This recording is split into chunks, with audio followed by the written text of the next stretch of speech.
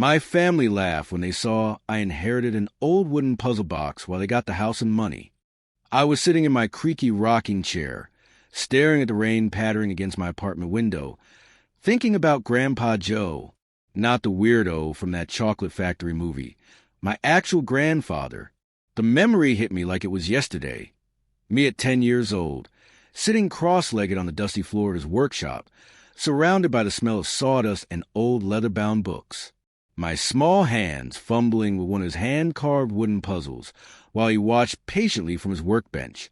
"Life's just a big puzzle, Timmy," he'd say in that gravelly voice, eyes crinkling at the corners. "Don't rush it, but don't you ever give up either." Mom thought he was eccentric. Dad would grumble that the old man was wasting precious time. My older siblings, Kevin and Liz, would just roll their eyes whenever I mentioned spending time at Grandpa's workshop. But those moments were magic to me. We were like two detectives searching for hidden treasure, while the rest of the world played the role of skeptical bystanders. The thing about Grandpa Joe was that he never got rich or famous. No fancy degree hanging on his wall. Just callous hands and a mind that could figure out anything mechanical. His workshop was filled with puzzles he collected or made himself, from simple wooden cubes that unfolded in surprising ways to intricate contraptions that took days to solve.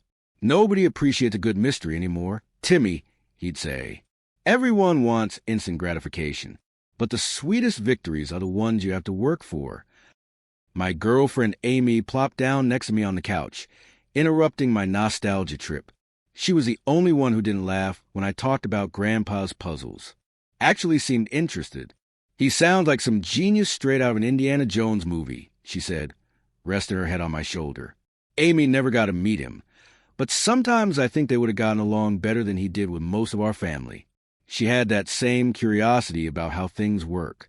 I told her about the intricately carved puzzle boxes he made, how some had 5 or 6 steps just to open them, how he'd spend months designing the perfect mechanism, how his eyes would light up when I'd finally crack one open. "So, did he ever hide anything cool inside them?" she asked. "Usually just a piece of candy or a dollar bill. It was never about what was inside. It was about the journey to get there." Thanksgiving dinner 3 years ago. Picture this. A table loaded with turkey, stuffing, mashed potatoes, and the unmistakable aroma of family drama about to boil over. We were all crowded around the dining table at my parents' place. Mom was fussing over the gravy. Dad was carving the turkey with surgical precision, and my siblings were already 2 glasses deep into the wine. Grandpa Joe sat quietly at the end of the table, wearing his usual flannel shirt and suspenders, slightly out of place among everyone dressed in their holiday best. The conversation turned to Grandpa's retirement hobbies after Kevin noticed calluses on his hands. "Grandpa, aren't you too old to still be playing with those wooden toys?" Kevin asked with a smirk. "Maybe it's time to find a more age-appropriate hobby?" Liz chimed in, swirling her wine. "Yeah, why don't you sell those things on eBay? Might actually make a few bucks instead of just collecting dust." Everyone laughed except me and Grandpa. Something snapped inside me. Maybe it was a wine. Maybe it was years of watching them dismiss him, but I slammed my fork down hard enough to make the plates jump. "He's taught me more about patience and problem-solving than all of you combined." The words came out louder than intended.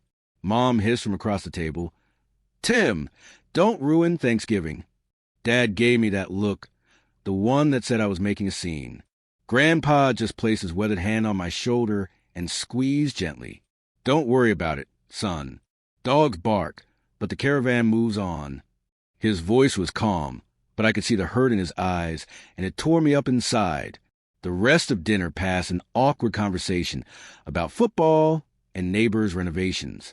Grandpa barely touched his food. Later that night, as everyone was clearing dishes and arguing about which football game to watch, I found him on the back porch, staring up at the stars. "Sorry about earlier," I mumbled, leaning against a railing beside him. He shook his head. "You know what the hardest puzzle is, Timmy?" He didn't wait for my answer. People can't figure him out with logic or patience. Sometimes the pieces just don't fit. He pulled something from his pocket, a small, intricately carved wooden box about the size of a deck of cards.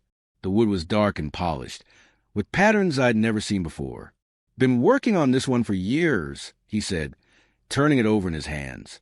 "My masterpiece. Still not quite finished." I asked if I could see it, but he tucked it back into his jacket. "Not yet. Some puzzles need to wait for the right time." 3 months later, Mom called me at 2 a.m. I knew it was bad news before I even answered. "Heart attack," she said, her voice breaking. "He didn't make it, Tim." The funeral was quiet and sparsely attended. Kevin and Liz whispered about inheritance by the coffee table, while I stared at Grandpa's old jacket hanging on a coat rack. I remembered his words from that Thanksgiving. Some puzzles need to wait for the right time. I kept thinking about what he always told me. The most important things are hidden where nobody thinks to look. I didn't understand then, but now the words spun in my head like a clue waiting to be deciphered. A few days after the funeral, Mom called to tell me there would be a reading of Grandpa's will next week. Her voice sounded tired, worn down by grief and the logistics of death. "I hope he left everything in order," she sighed. "You know how unconventional your grandfather could be." Kevin and Liz were already making plans. I overheard them talking about Grandpa's house, how Kevin thought it would make a perfect Airbnb with some renovations, how Liz had her eye on his vintage truck. Nobody mentioned his workshop. Nobody cared about his puzzles or the wisdom hidden in those wooden contraptions. They just saw dollar signs and property values. The night before the will reading, I couldn't sleep. I kept seeing Grandpa's face, hearing his voice. The most important things are hidden where nobody thinks to look. What was he trying to tell me all those years? Was it just old man wisdom or something more specific? Something important? I remembered that small wooden box he showed me on Thanksgiving. His masterpiece, he'd called it. Not quite finished, he'd said. Where was it now? What was inside it? The lawyer's appointment was scheduled for 10 a.m. the next morning.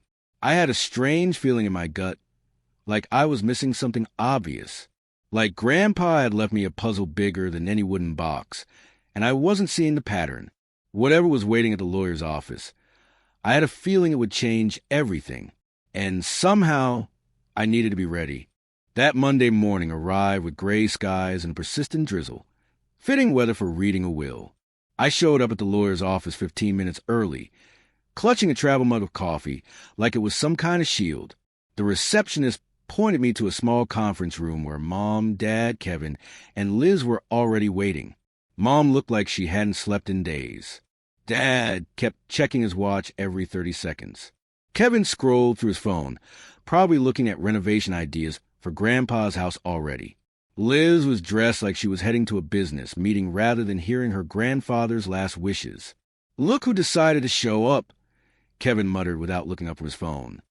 Mr. Peterson, the lawyer, was a balding man with thick glasses and a bow tie that seemed to belong to another era. Kind of like Grandpa, I thought. He carried a leather portfolio and set it on the table with deliberate care. That's when I noticed it. Sitting on the corner of his desk was a small Japanese wooden box with intricate patterns carved into its surface, about the size of a shoebox, but infinitely more interesting. My heart skipped. "Now that everyone is here, we can begin," Mr. Peterson said, adjusting his glasses.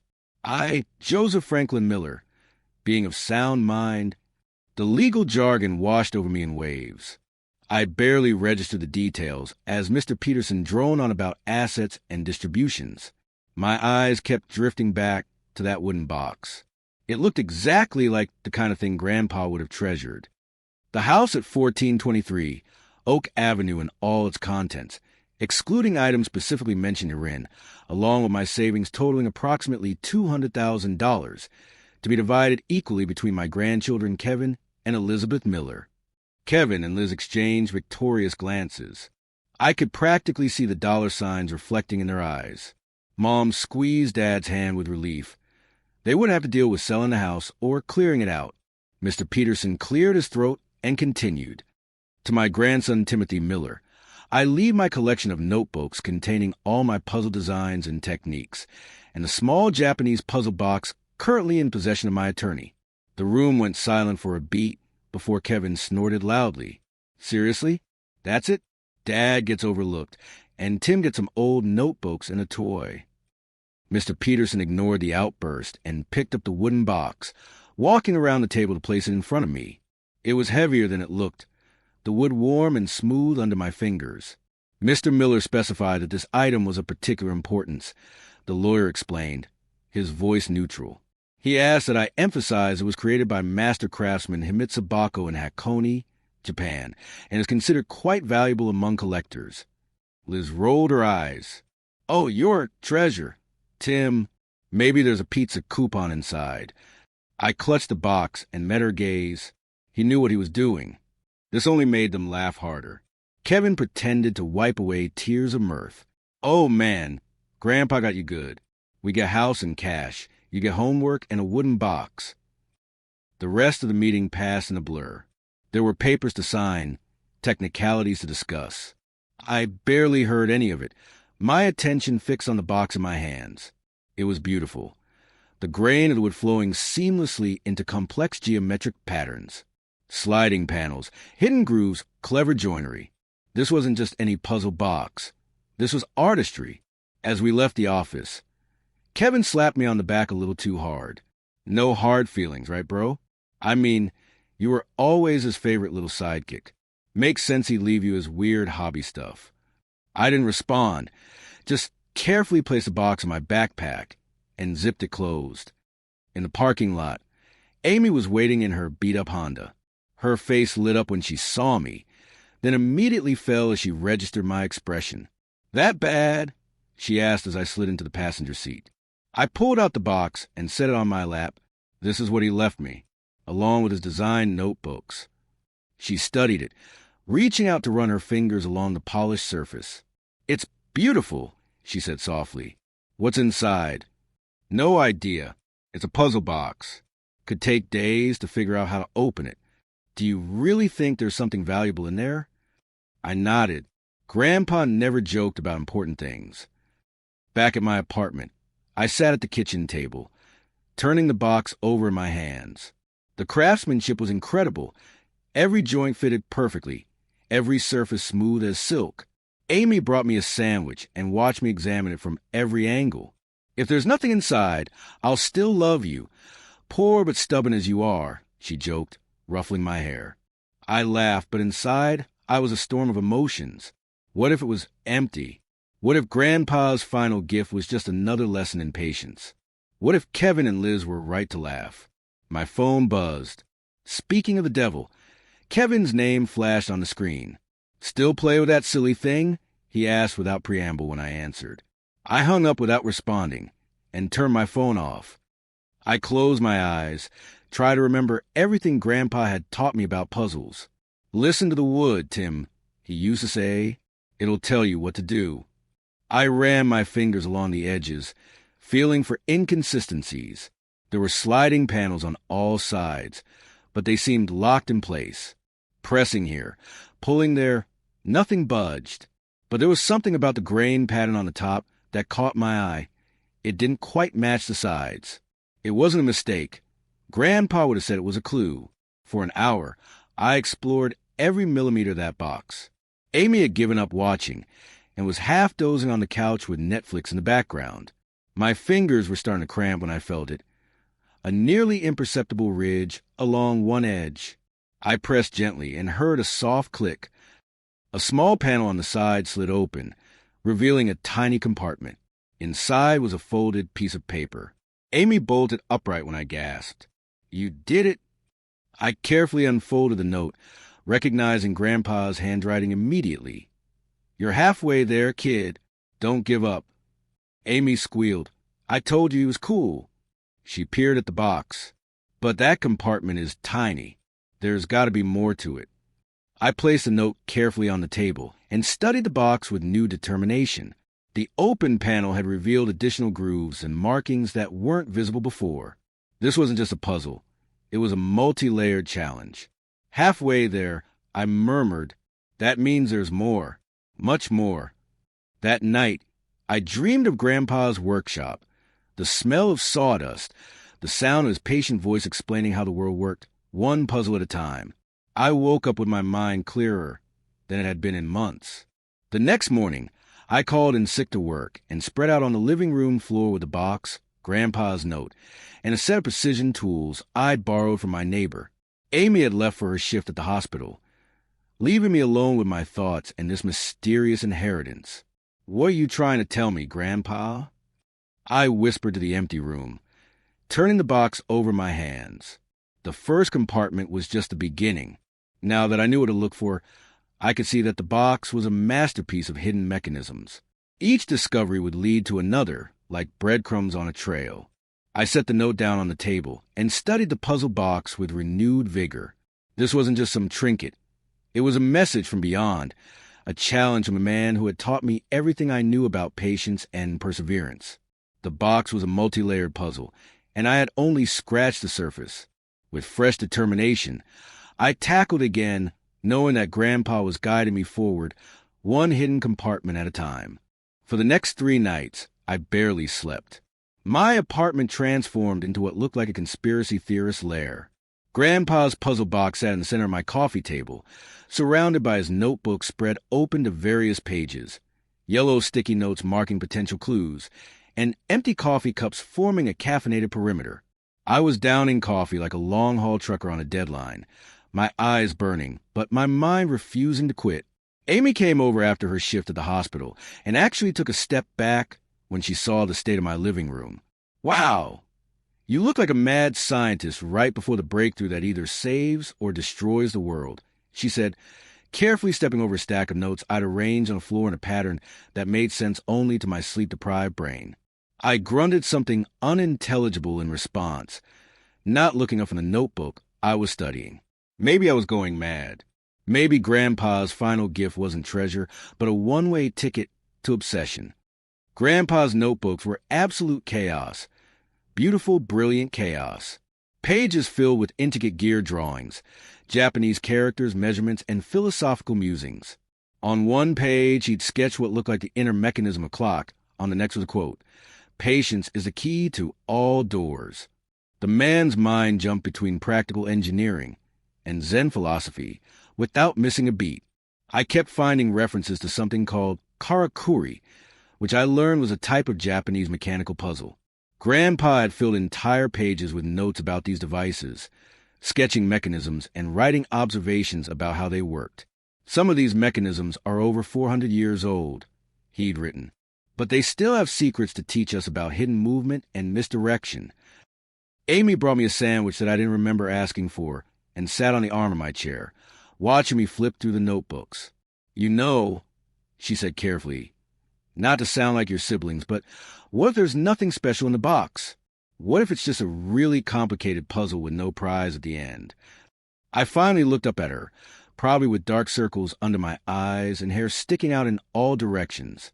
"Then the journey is the prize," I said, sounding more philosophical than I felt. "That's what he always told me." She smiled and kissed the top of my head. "You smell terrible.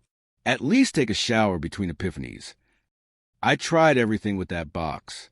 I tapped it, turned it, pressed every square millimeter of its surface. I even sniffed the wood.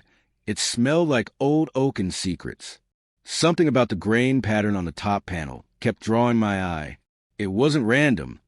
It was designed to lead somewhere. At some point during the second night, I remembered something Grandpa used to say whenever I got stuck on one of his puzzles as a kid. "If you're stuck, take a step back." I had been so focused on individual panels and mechanisms that I wasn't seeing the box as a whole.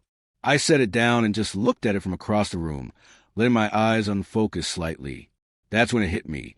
The pattern on the top wasn't just decorative. It was a map.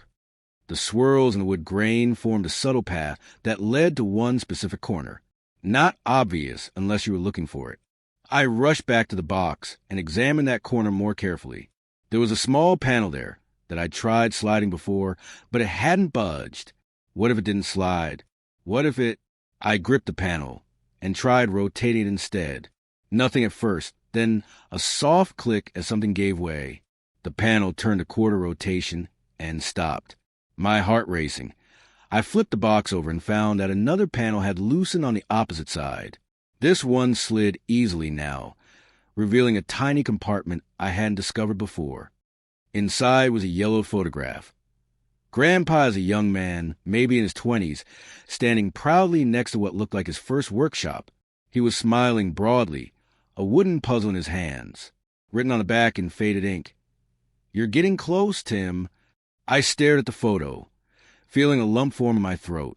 He prepared this years ago, knowing someday I'd be the one to find it.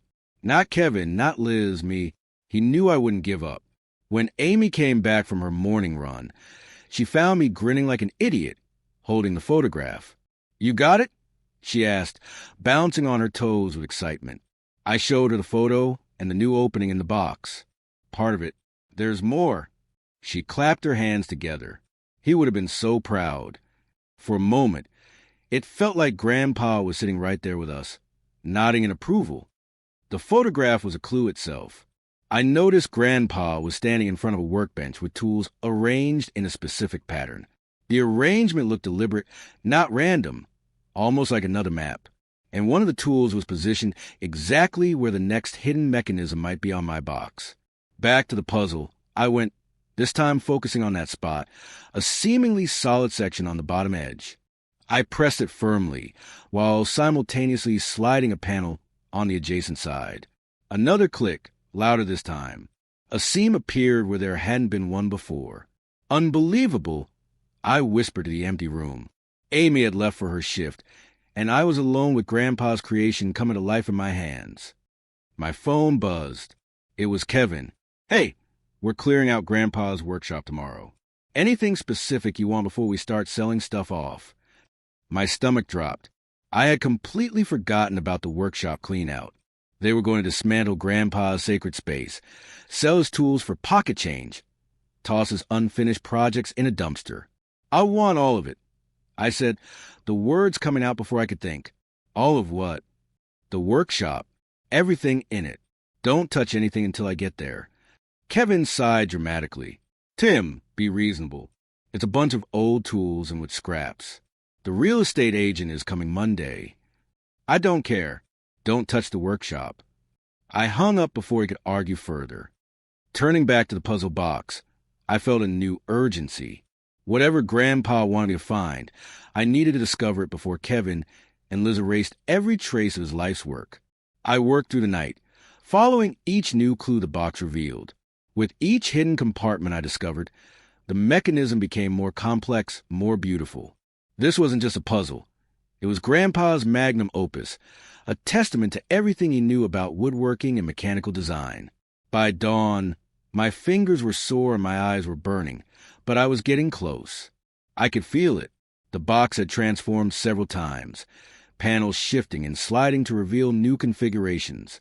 Japanese puzzle boxes were known for having multiple steps. Some required more than 50 moves to fully open, but this one seemed to have been customized, made more complex than any traditional design. As the morning sun filtered through my blinds, I heard another click, different from the others, deeper somehow. The entire top section of the box shifted slightly, as if something had been unlocked at the core. I held my breath and pressed the center panel. It resisted for a moment, then began to rise. The sides fell away simultaneously, unfolding like a wooden flower blooming in my hands. Inside the now open center was a small velvet pouch, a yellowed bank document, and a sealed envelope with my name written on it in Grandpa's handwriting. My hands trembled as I opened the envelope first. "Dear Tim, if you're reading this, you've solved my final puzzle. I always knew you would. You were the only one who ever truly understood my soul, not just my eccentricities, but the why behind them. Puzzles aren't about the solution. They're about the journey, the moments of discovery, the satisfaction of understanding how all the pieces fit together. Just like life, you've proven yourself worthy of what comes next." Inside the pouch is a key to a safety deposit box at First National Bank in Cincinnati, account number 7729B. Everything inside is yours now. Use it wisely, and remember, some treasures are meant to be shared, others are meant to be kept safe, and the most valuable ones are those that can't be measured in dollars. I'm proud of you, kiddo. Love, always, Grandpa Joe. P.S. Don't tell your brother, and sister until the time is right. You'll know when. I sat in stunned silence, reading the letter 3 more times. Then I carefully opened the velvet pouch. Inside was an old-fashioned brass key with an ornate head and the number 7729 be engraved on it. The bank document was a safety deposit box registration from First National Bank of Cincinnati, dated 30 years ago. The account holder was listed as Joseph Franklin Miller, Grandpa's full name. My mind was racing. Cincinnati was about a 2-hour drive from my apartment. What could Grandpa have kept in a safety deposit box all these years? Whatever it was, he'd gone to extraordinary lengths to make sure only I would find it. I checked the time, 6:47 a.m. The bank wouldn't open until 9 o'clock. I had just enough time to shower, change, and make the drive if I left immediately. As I gathered the key, the bank document, and Grandpa's letter, my phone buzzed with text from Amy. "How's the puzzle hunt going? Found any buried treasure yet?" I stared at the message, my thumb hovering over the keyboard. Part of me wanted to tell her everything, to share this incredible moment with someone who would appreciate it. But something held me back. Grandpa's words echoed in my mind. "Don't tell your brother and sister until the time is right. You'll know when." Did that apply to Amy too? I wasn't sure. What I did know was that I needed to see what was in that safety deposit box before I told anyone about it. I texted back, "Making progress. Talk later." I threw some clothes in a backpack, along with the key, documents, and Grandpa's letter. As an afterthought, I took a photo of the fully opened puzzle box. Proof of what I'd accomplished, just in case Kevin and Liz didn't believe me later. The morning traffic was lighter than usual as I headed toward the interstate, my mind buzzing with possibilities. What would I find in Cincinnati? Money? Legal documents? More puzzles? Whatever it was, Grandpa had gone to incredible lengths to make sure it passed directly to me, bypassing the formal will and the prying eyes of the rest of the family. He'd created an inheritance that only someone with patience, determination, and love for his craft could claim.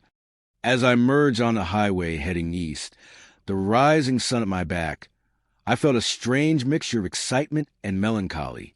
This was Grandpa's final gift to me, not just whatever waited in that safety deposit box, but the adventure itself, the challenge, the connection I felt to him through every step of solving his masterpiece puzzle. For the first time since his death, I felt like he wasn't really gone. His mind, his creativity, his love. They lived on in the puzzle he created for me, in the journey he'd set me on. 2 hours to Cincinnati. 2 hours to whatever Grandpa had been keeping safe all these years, waiting for the right person for me to claim it. My heart pounded with anticipation as the miles rolled by. Whatever waited for me in that bank, I knew my life was about to change in ways I couldn't imagine. Grandpa's final puzzle was about to reveal its ultimate secret. The 2-hour drive to Cincinnati felt like the longest road trip of my life. Every mile marker was another minute closer to whatever Grandpa had been keeping locked away for decades. My mind kept spinning wild scenarios. Maybe it was his rare puzzle collection, or perhaps old family heirlooms he didn't trust anyone else with. Whatever waited in that safety deposit box, I knew it mattered enough for him to create an elaborate puzzle just to lead me there. I pulled into the bank's parking lot at 9:17 a.m., just as they were opening for business. First National Bank of Cincinnati wasn't particularly impressive. Just a sturdy brick building that had probably been standing since the 1950s. It had that serious, no-nonsense look that old banks have, like it was built specifically to make you feel that your money was safe behind its thick walls. Walking through those heavy glass doors, I felt like a kid sneaking into an R-rated movie. My palms were sweaty, and I kept checking my pocket to make sure the key was still there. The document and letter were safely tucked in my wallet. I probably looked suspicious as hell, glancing around nervously while waiting for someone to help me. A middle-aged woman with glasses hanging from a chain around her neck finally called me to her desk. Her nameplate read, "Margaret Wilson, Customer Service Manager." "How can I help you today?"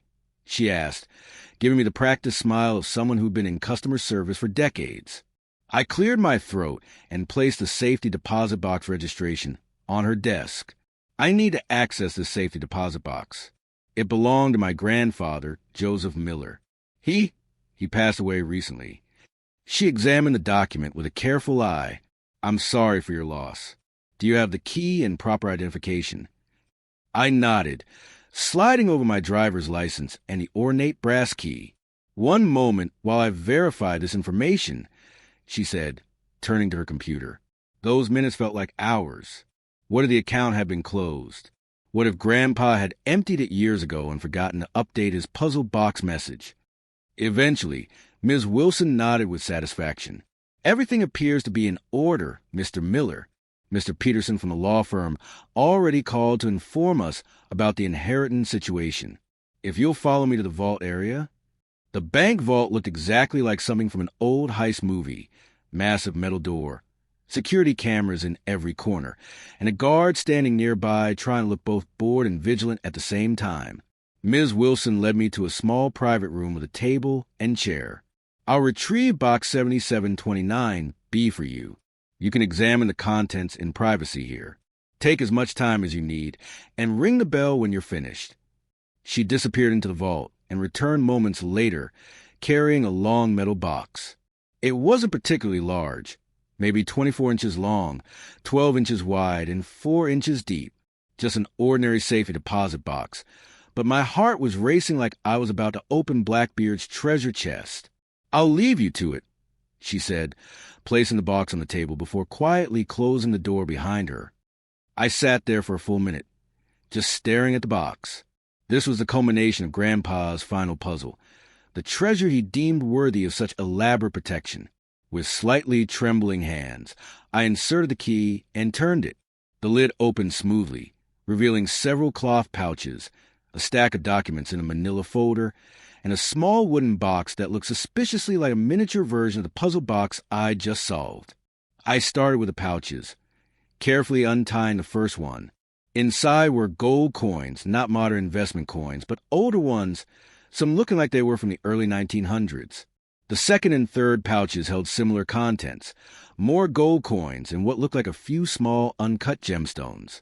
My mind was struggling to process what I was seeing. Grandpa Joe, the same man who wore the same flannel shirt until it literally fell apart, had been hiding a small fortune in a bank vault. Next, I opened the manila folder. Inside were stock certificates, bearer bonds, which I'd only ever seen in movies, and property deeds. Some of the documents dated back to the 1960s. On top was a neatly typed inventory sheet with current estimated values for each item. Total estimated value, $5,523,840. I almost fell out my chair. That couldn't be right. Over $5 million? From Grandpa Joe, who drove a 20-year-old pickup truck and refused to buy new tools when he could fix the old ones just fine? There had to be some mistake. I double-checked the name on the documents. Joseph Franklin Miller. That was definitely Grandpa. I flipped through the inventory again. Gold coins valued at around $800,000. Stocks and bonds worth over $3 million thanks to decades of growth. Property deeds for land in 3 states worth another $1.7 million. "Grandpa, you've got to be kidding me," I whispered to the empty room. The small wooden box was the last item in the safety deposit box. Unlike its larger counterpart, this one opened easily with a simple slide mechanism. Inside was another letter from Grandpa. "Dear Tim, if you're reading this, then you've discovered my little nest egg. Surprised? I bet you are. Everyone always thought I was just a crazy old man who liked to whittle wood. That's exactly what I wanted them to think. The truth is, I made some smart investments in my younger days. Bought Apple stock when everyone thought computers were just a fad. Put money in Microsoft when Bill Gates was still working in his garage. Bought land outside growing cities when it was dirt cheap. Nothing flashy, nothing risky, just patient investing over decades. Why didn't I spend it? Because the best things in life aren't things, Timmy. The joy I got from creating puzzles in my workshop, teaching you about patience and problem solving, that was worth more than any luxury could provide. So why am I giving it all to you? Because you saw value in the things that truly mattered. You appreciated the journey, not just the destination. While Kevin and Liz rolled their eyes at my useless hobby, you saw the beauty in it. Use this windfall wisely, Timmy. Remember what I always told you. Money is like wood. In the right hands, it can create something beautiful. Love, always, Grandpa Joe. I sat in stunned silence, reading the letter 3 more times. Grandpa Joe, secret millionaire. The man who patched his jeans instead of buying new ones. The man who collected rainwater to save on his water bill. All that time, he was sitting on a fortune that could have bought him anything he wanted, but he chose puzzles. He chose his workshop. He chose simple pleasures and the joy of creation over luxury and comfort. And now, for some reason, he'd chosen me to inherit it all. I carefully packed everything back into the safety deposit box, keeping only the letter and inventory. When I rang the bell, Ms. Wilson returned promptly. "Did you find everything in order?" she asked with professional courtesy. I must have looked shell-shocked because she gave me a knowing smile. Mr. Miller was a long-time client of our bank. A very interesting gentleman. "You have no idea," I managed to reply. The drive back home was a blur.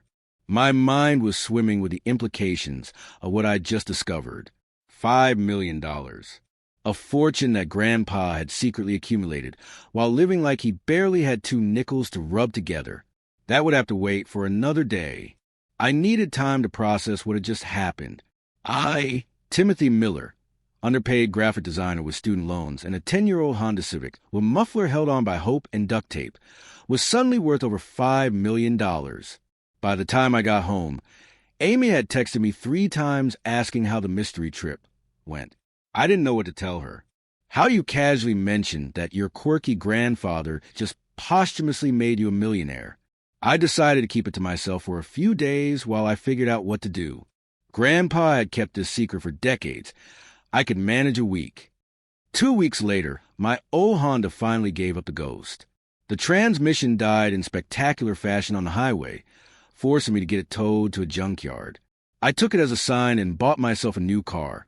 Nothing flashy, just a reliable mid-range Toyota that wouldn't draw attention. Cash payment, no financing needed. I was sitting in my new car in the apartment parking lot when my phone rang. Kevin's name flashed on the screen.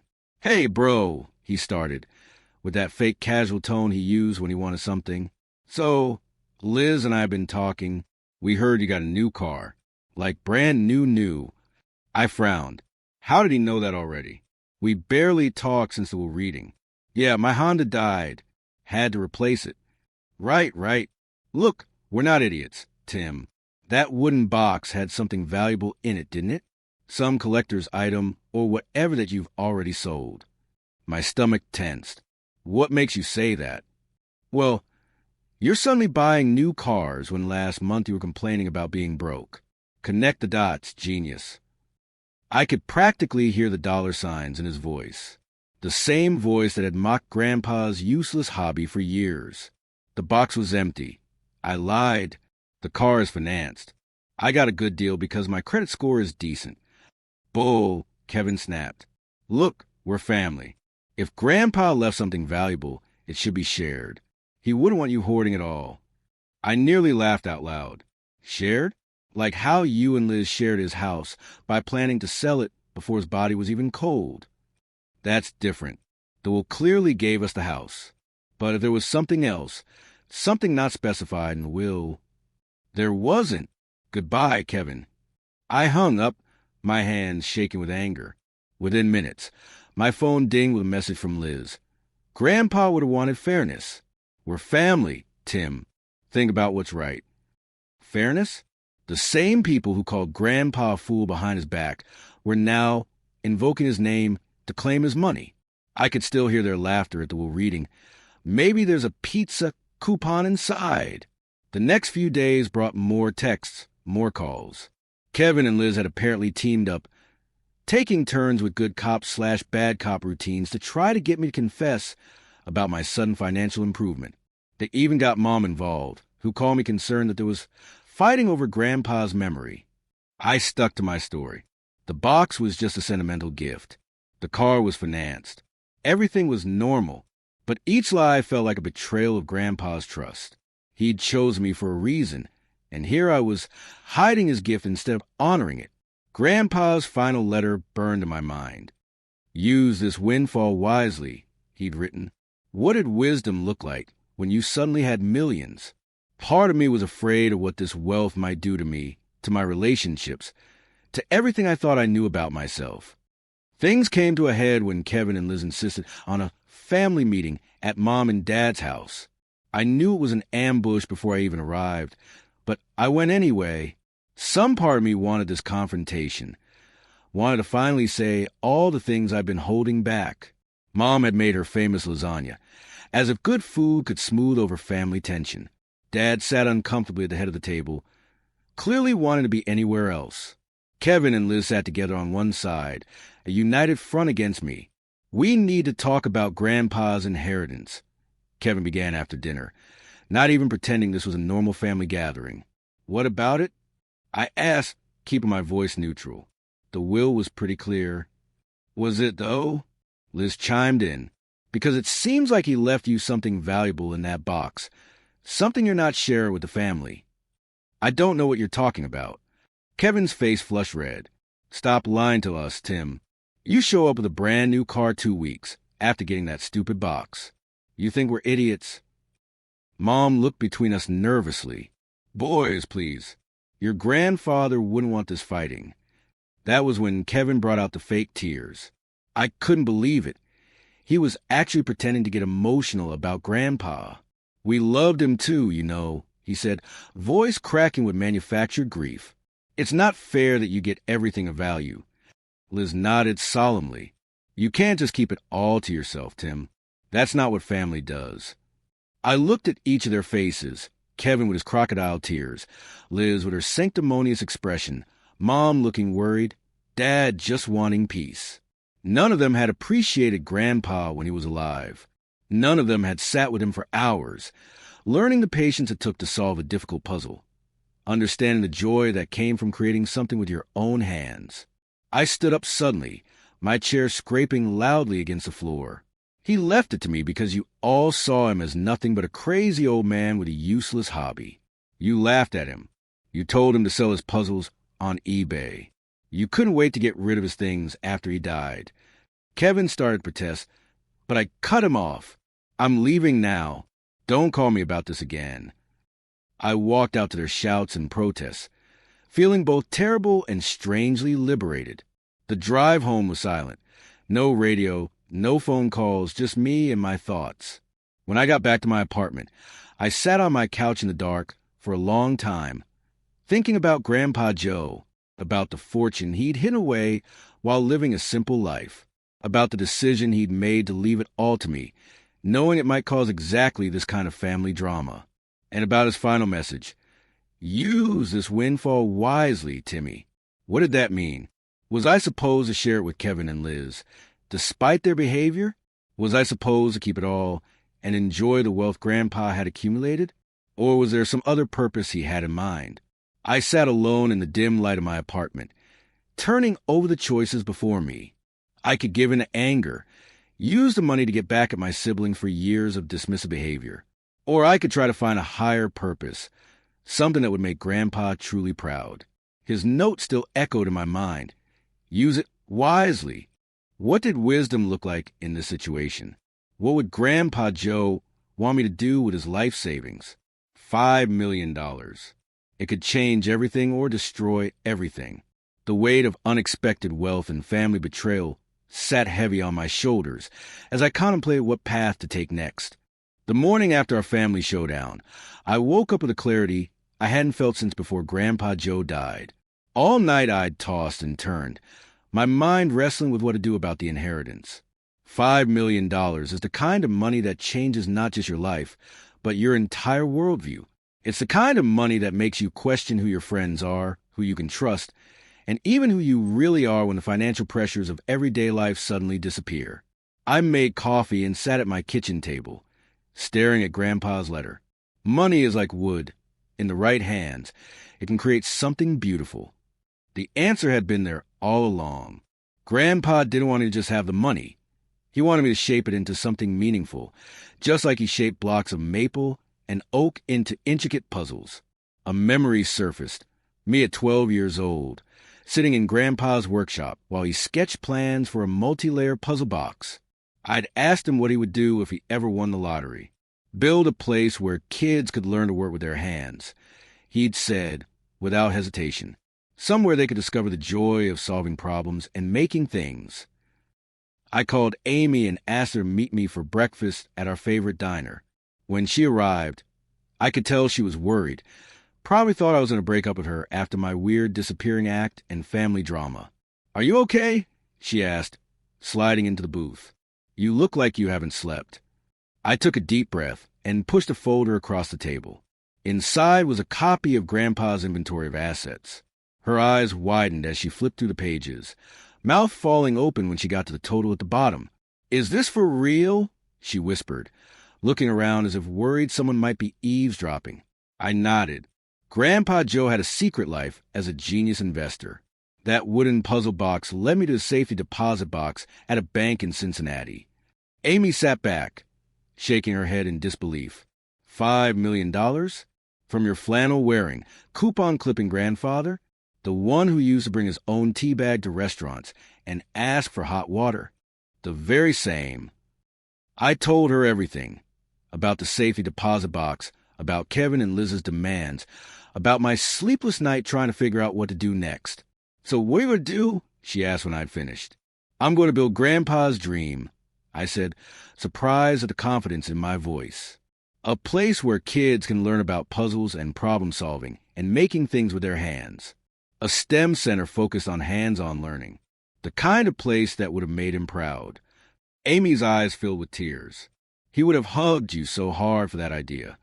We spent the next few hours sketching plans on diner napkins, talking about locations, programs, equipment. The more we talked, the more right it felt. This wasn't just about honoring Grandpa. It was about creating something that embodied the values he'd shared with me. "We should call it Joe's Workshop," Amy suggested. I smiled, remembering all those hours in Grandpa's sawdust-filled sanctuary. Or maybe Joe's laboratory. He always said his workshop was where he experimented with ideas. Over the next few months, my life transformed completely. I quit my graphic design job and dedicated myself full-time to establishing what we eventually named the Joe Miller Laboratory for Creative Problem Solving. I allocated $1 million from inheritance as seed funding, hired an education consultant and an architect who specialized in innovative learning spaces, and started scouting locations. The timing couldn't have been better. A former community center was up for sale just outside downtown, with plenty of space and good access to public transportation. It needed work, but the bones were solid, just like Grandpa would have said. I kept the news quiet at first, not wanting to deal with Kevin and Liz until things were more settled. They continued to send passive-aggressive texts about family obligations and doing the right thing, but I ignored them. I was doing the right thing, just not the thing they wanted. Amy was by my side through all of it, balancing her nursing shifts with helping me plan and organize. She had a gift for thinking about the practical details I often overlooked in my enthusiasm. "You're building this place with the same focus Grandpa had when he built his puzzles," she told me one night as we pored over floor plans. "It's like you inherited more than just his money. You got his vision, too." 6 months after finding Grandpa's fortune, I stood in what would soon be the main workshop space of the Joe Miller Laboratory. Construction crews had been working for weeks, transforming the old community center into a bright, flexible space designed to inspire creativity and problem-solving. There would be a woodworking shop with tools sized for different age groups, an electronics lab where kids could experiment with circuits and programming, a design studio with 3D printers and laser cutters, and, of course, a puzzle room filled with mechanical challenges, brain teasers, and hands-on problems to solve. The center would offer after-school programs, weekend workshops, summer camps, all centered around Grandpa's philosophy that the best way to learn was by doing, by trying and failing, and try again until you figured it out. Standing in that dusty, half-finished space, I felt Grandpa's presence so strongly I almost expected to turn around and see him inspecting the construction, offering suggestions for better storage or more efficient layout. "What do you think, Grandpa?" I asked the empty room. "Is this what you had in mind?" The only answer was the distant sound of power tools, but somehow I knew he would have approved. My personal life was transforming alongside the building. Amy and I had been talking about moving in together for a while, But apartment living had never seemed ideal. With part of the inheritance, we bought a small house. Nothing fancy, just a cozy two-bedroom with a yard big enough for a garden and maybe a dog someday. The day we closed on the house, I took Amy to dinner at the nicest restaurant in town, the kind of place where they don't put prices on the menu, and the waiter stands alarmingly close to your table the whole time. I'd been carrying the ring in my pocket for weeks, waiting for the right moment. As we finished dessert, some kind of deconstructed cheesecake that looked like it had been designed by an architect rather than a chef, I took her hand across the table. You know, all this money, the center, the house, none of it means anything without you, I said, probably less smoothly than I'd rehearsed. When Grandpa left me his puzzle box, he was giving me a treasure map, but you've been my treasure all along. I pulled out the ring box and set it on the table. Amy's hands flew to her mouth. Timothy Miller, are you proposing to me with dessert metaphor? She asked, her eyes shining with tears and laughter. I'm trying to, I admitted. Is it working? She nodded, too overcome to speak, and I slipped the ring onto her finger as the waiters pretended not to watch and the couple at the next table politely applauded. The engagement announcement brought a fresh wave of outrage from Kevin and Liz. Apparently, the family grapevine had been busy. They knew about the house, suspected about the center, and were absolutely certain I was spending their share of the inheritance. The angry texts escalated to angry emails, and finally to an actual certified letter from a lawyer, demanding a full accounting of assets improperly withheld from the estate. I'd been expecting something like this, and had already consulted with my own lawyer, who assured me that Grandpa's arrangements were airtight. The money was mine, legally and morally, to use as I saw fit. Still, the hostility stung. These were people I'd grown up with, people who share my blood and my history. I tried one last time to reach out, sending them both invitations to the engagement party Amy's parents were throwing for us. Kevin's RSVP came back with a single word, no. Liz didn't respond at all. Mom called me, audibly uncomfortable, caught between her children. They'll come around eventually, she said, not sounding convinced. They're just processing their greed, maybe. I replied, more bitterly than I'd intended.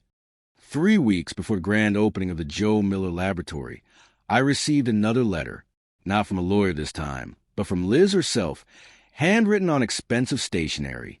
I saw the article about your STEM center in the newspaper, she wrote. Using Grandpa's money to put your name in the headlines. Clever. But remember, he was MY grandfather, too. Whatever game you're playing, whatever secret you're keeping, I won't forget how you've treated your family. I set the letter aside, equal parts sad and angry. She still didn't get it. This wasn't about headlines or recognition. It was about honoring the man who had shaped my view of the world, about making sure his values and wisdom continued to touch lives even after he was gone. I wrote back a simple response. The grand opening is April 15th at 2 p.m. The door is always open if you want to see what Grandpa's legacy really looks like. I didn't expect a response, and I didn't get one. The grand opening of the Joe Miller Laboratory for Creative Problem Solving fell on a perfect spring day, the kind Grandpa would have appreciated for its opportunity to work with the garage door up. We'd invited local schools, community leaders, neighbors, anyone who might benefit from or support the center's mission. The main workshop, now filled with gleaming tools and workbenches sized for everyone from elementary schoolers to adults, was decorated with enlarged photos of Grandpa in his workshop, showing off his puzzles or deep in concentration at his lathe. In the center of the main hall stood a display case containing the Japanese puzzle box that had started it all. Next to it, on a simple wooden pedestal Grandpa himself had made years ago, sat a bronze plaque with his favorite saying, "Patience is the key to all doors." As people began to arrive, I found myself watching the entrance, part of me still hoping Kevin or Liz might show up. They didn't, but Mom and Dad did. Dad looking uncomfortable in a tie, but genuinely impressed as I showed him around. "Your grandfather would have loved this place," Mom said, squeezing my arm. "It's exactly what he always talked about." At the ribbon-cutting ceremony, Standing on a small platform in front of what felt like half the town, I found myself at a loss for words despite having rehearsed a speech for days. The index cards in my pocket suddenly seemed inadequate, so instead, I spoke from the heart. My Grandpa Joe wasn't a wealthy man, at least not in ways most people could see. I began. He wore the same flannel shirts until they fell apart. He drove a truck that was older than me. He collected rainwater to save on his water bill.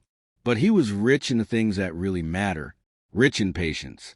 Rich in creativity. Rich in the ability to see value in what others overlooked.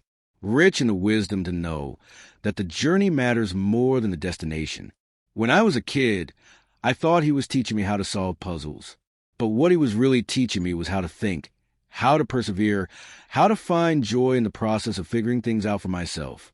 This center is his dream come to life, a place where young people can discover the satisfaction of making something with their own hands, a place where mistakes are seen as part of the learning process, not as failures, a place where patience and persistence are valued as much as quick answers.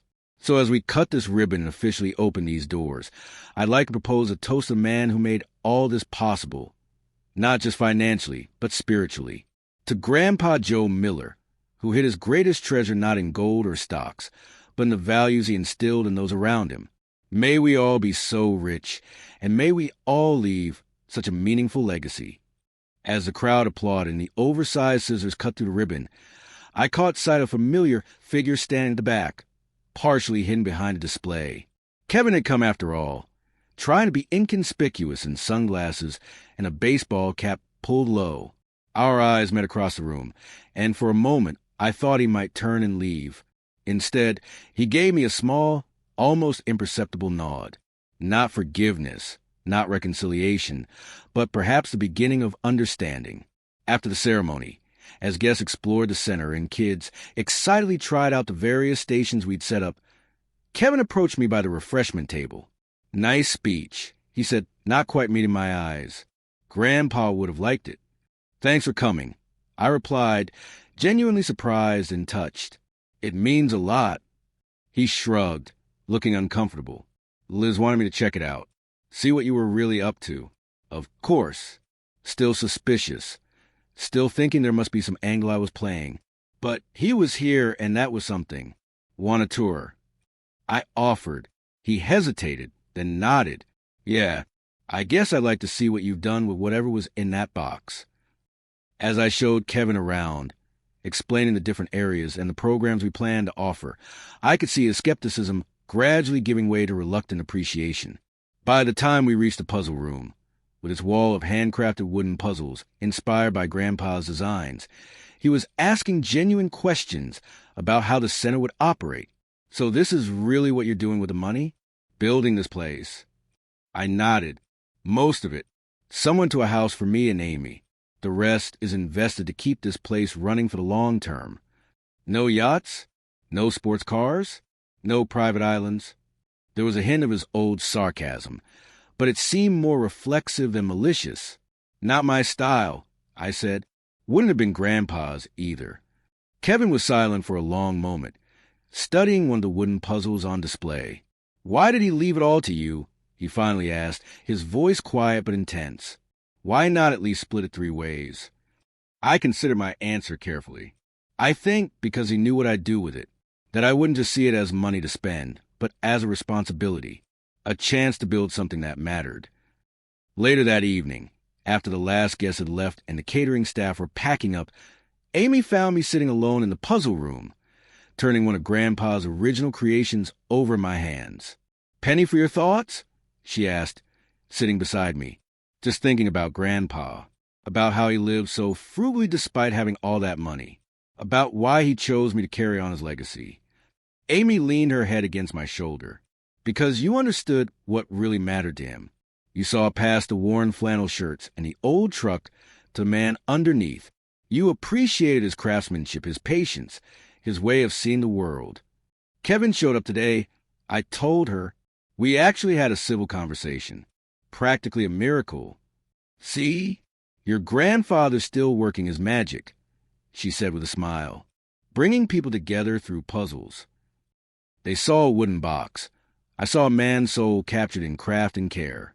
They saw an eccentric old man wasting time on toys. I saw a master teacher sharing wisdom through every puzzle he created. They saw an inheritance to be divided. I saw a legacy to be continued. In the end, Grandpa's greatest gift wasn't the money. It was the understanding that true wealth lies not in what you possess, but in what you value, not in what you accumulate, but in what you create, not in what you keep for yourself, but in what you pass on to others. The greatest inheritance isn't measured in dollars or possessions. It's measured in values passed down, in wisdom shared, in the belief of someone who loves you enough to see the best version of yourself, even when you can't see it yourself. That's the true treasure Grandpa Joe left me. And unlike money, it's a treasure that only grows richer when it's shared.